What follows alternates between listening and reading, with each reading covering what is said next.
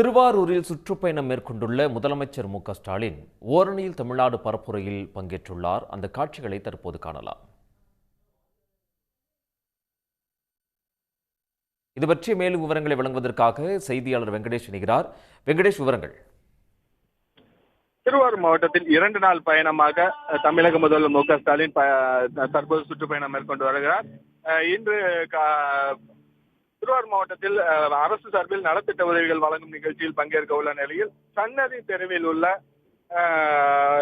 வீடுகளில் நேரடியாக சென்று தமிழ்நாடு, அதாவது தமிழக முதல்வர் மு.க.ஸ்டாலின் தலைமையில் ஓரணியில் தமிழ்நாடு நிகழ்ச்சி தற்போது உறுப்பினர் சேர்க்கை மற்றும் மத்திய பாஜக அரசின் விரோதமான திட்டங்களை மக்களுக்கு அம்பலப்படுத்தும் வகையில் தற்போது நேரில் பொதுமக்களுக்கு விளக்கம் கொடுத்தும் அவர்களுக்கு தமிழக அரசின் திட்டங்கள் குறித்தும் விளக்கம் அளித்து நேரடியாக பார்வையிட்டு வருகிறார்.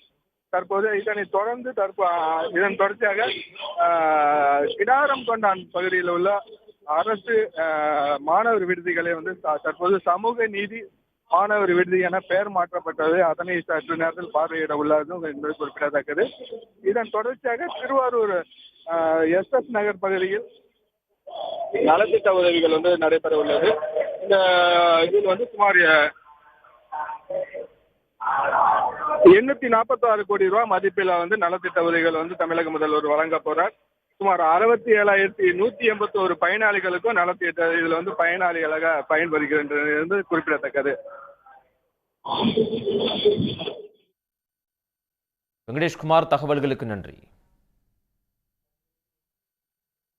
உடனுக்குடன் செய்திகளை தெரிந்து கொள்ள சன் நியூஸ் பெல் ஐகானை கிளிக் பண்ணுங்க.